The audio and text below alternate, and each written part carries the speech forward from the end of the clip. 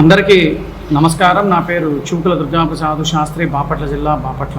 ఈ రోజున ఒక ప్రధాన అంశము, ఒక విలువైన సమాచారంతో మీ ముందుకు నేను వస్తున్నాను.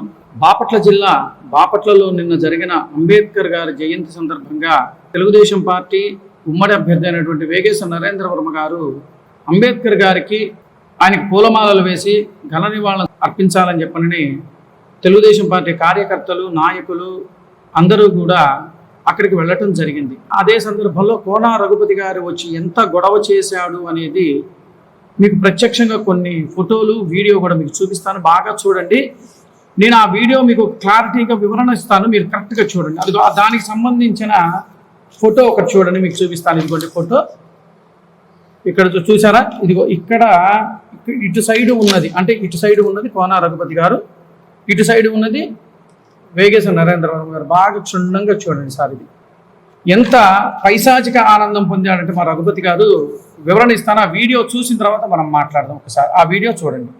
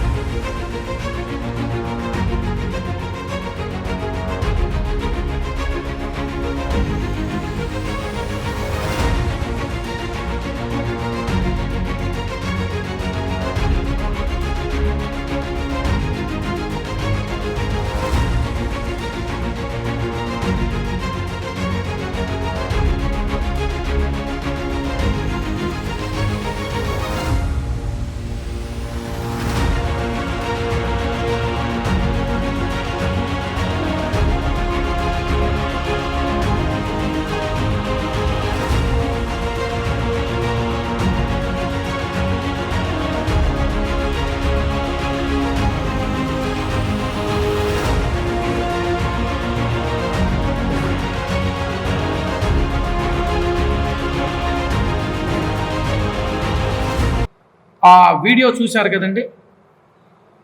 వేగేశ్వర నరేంద్ర వర్మ గారు ఉమ్మడి అభ్యర్థి, తెలుగుదేశం పార్టీ ఉమ్మడి అభ్యర్థి వేగేశ్వర నరేంద్ర వర్మ గారు నిన్న బాపట్లలోని అంబేద్కర్ స్టాచ్యూ వద్ద ఆయనకు నివాళులు అర్పిద్దామని చెప్పని అందరూ కూడా అక్కడ విచ్చేయడం జరిగింది. ఎంపీగా పోటీ చేస్తున్న కృష్ణప్రసాద్ గారు ఒక 10 నిమిషాలు అనుకోకుండా అనివార్య కారణాల వల్ల వారికి ఉన్న మీటింగులకు కానీ దేని సందర్భంలో ఒక 10 నిమిషాలు లేట్ అవడం వల్ల ఆయన కొద్దిగా రావటం లేదు. అక్కడ మా వాళ్ళంతా, అక్కడ తెలుగుదేశం పార్టీ కార్యకర్తలు, అభిమానులు అందరూ కూడా అక్కడ ఉన్నారు. అప్పుడు దాకా కోనా రఘుపతి గారు పాపం ఊరేగింపుగా వస్తూ చీల్ రోడ్డు, పాత బస్ స్టాండింగ్ దాకా వచ్చిందాక అక్కడ ఆగి, కావాలని ఆగి, వర్మగారు ఎప్పుడు వస్తాడా, ఎప్పుడు గొడవ పెట్టుకుందామా అని చెప్పని ఆలోచనతో ప్రీప్లాన్డ్గా ఉండి అక్కడ ఆయన వచ్చిన టైంకి కావాలని చెప్పి కొంతమంది వైసీపీలో ఉన్న కొంతమంది నాయకులు అనుకోవచ్చు, లేకపోతే కార్యకర్తలు అనుకోవచ్చు, ఇంకొకరు రెచ్చగొట్టే విధంగా అక్కడికి వచ్చేసి వీళ్ళు సామరస్యంగా శాంతియుతంగా చేస్తూ ఉంటుంటే రెచ్చగొట్టే విధానంగా మాట్లాడి చేసిన సందర్భాలు నిన్న సామాజిక మాధ్యమాల్లో చూసాం. అది నేను చెప్పింది కాదు, అన్ని సామాజిక మాధ్యమాల్లో చూసాం. ఎంత పైశాచిక ఆనందం పొందాడంటే మా రఘుపతి గారు, వాస్తవంగా చెప్పాలి అంటే క్రమశిక్షణకి మారుపేరుగా నిలబడ్డ వర్మ గారు తన కార్యకర్తల్ని కానీ అభిమానులు కానీ ఏ విధంగా సామరస్యంగా తీసుకెళ్ళారు. పోలీసు వారి యొక్క మాటను గౌరవిస్తూ అక్కడ అల్లర్లు జరగకూడదు, ఏమీ జరగకూడదండి, మీరు శాంతియుతంగా ఉండండి అని చెప్పినందుకు ఆయనకు పోలీసు వారిని గౌరవిస్తూ శాంతియుతంగా ఆయన వెళ్ళటం జరిగింది. అది కూడా మనం చూసాం. వెళుతున్న ఫోటో కూడా నా వీడియోలో మీకు క్లియర్గా కనబడుతుంది, వెళ్ళే దోవ కూడా మీకు కనబడుతుంది, చూపిస్తా ఆ వీడియోలో చూడండి. దాంట్లో స్పష్టతగా మీరు ఆ వీడియో చూస్తే ఆయన అంబేద్కర్ గారి దగ్గరకు వచ్చినప్పుడు భుజాల మీద ఎక్కించుకొని ఓహో ఊహు అంటూ ఊపుకుంటూ చేస్తుంటే దాన్ని ఏ భాషలో మనం తీసుకోవాలో ఒకసారి దాన్ని, అంటే వర్మగారు శాంతియుతంగా వెళ్తుంటే నేను ఎగురుతున్నాను అంటే నేను పైశాచిక ఆనందం పొందినట్టేగా. ఎదుటివాడిని డౌన్ చేశాను, నేను ఎగ్గానంటే నేను పైశాచిక ఆనందం పొందినట్టే కదా. మీరు ఒక్కసారి బాపట్ల ప్రజానికం మీరు ఆలోచించాల్సిన విషయం అదే.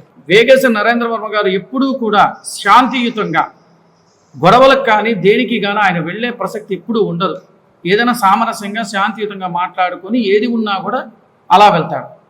కానీ రఘుపతి వర్గం ఎప్పుడైనా సరే మీరు గమనించారో లేదు, ఈ రఘుపతి వర్గమే కాదు, ఈ ఆంధ్రప్రదేశ్ రాష్ట్రంలో ఈ వైసీపీ ప్రభుత్వం వచ్చిన తర్వాత ఎన్ని అల్లర్లు జరిగినా, ఎన్ని దాడులు జరిగినా మనకు అందరికీ తెలిసిన విషయం. ఇవాళ ప్రత్యేకంగా మనం చెప్పుకోవాల్సిన అవసరం లేదు. నిన్న కేవలం పైశాచిక ఆనందం కోసం పైశాచిక ఆనందం కోసం చేసిన పెద్ద డ్రామా. అక్కడ గొడవలు సృష్టించి దాన్ని ఏదో ఒక విధంగా రాజకీయాన్ని దానికి బురదను పులిమి ఎట్టాగొట్ట వేగేసిన నరేంద్ర వర్మ గారిని బ్లేమ్ చెయ్యాలి అన్న ఉద్దేశం మీద పాప ఆనందంతో వచ్చాడు. అక్కడ ఆయన ప్లాన్ అంతా కూడా తిరగబడింది. ఎందుకంటే ఆయన వర్మ గారు శాంతియుతంగా వెళ్ళిపోయాడు. ఆయన ఏం మాట్లాడాలి మీరు చూసి ఆ వీడియో కూడా పెడతారు. ఆయన కార్యకర్తలు మా కార్యకర్తలందరూ కూడా మీరు వచ్చేసేసేయండి, మనకి ఎటువంటి గొడవలు వద్దని చెప్పి ఆయన చేసి చూపించేసి వచ్చేసామని. క్రమశిక్షణకు మారు పేరు, నిబద్ధతకు మారు పేరు వేగేశ్వర నరేంద్ర వర్మ. బాపట్లలో ఉన్న ప్రజానికం, బాపట్ల నియోజకవర్గం ప్రజలారా, మన నియోజకవర్గంలో నేను బాపట్ల వాస్తవం ఉన్నాయి కాబట్టి నేను చెప్తున్నా, అంటే నేను కదా ఒక్కసారి నేను చెప్పింది కూడా మీరు క్షుణ్ణంగా మీరు ఒకసారి ఆలోచించండి. ఈయన ప్రతి విషయంలో కూడా నేను సత్యహరిశ్చంద్రుడికి మించిన వాళ్ళు లేరు, నేను అది చేశాను ఇది చేశాను, బాపట్లకు అది చేశాను ఇది చేశాను చాలా చెప్పుకుంటున్నాడు.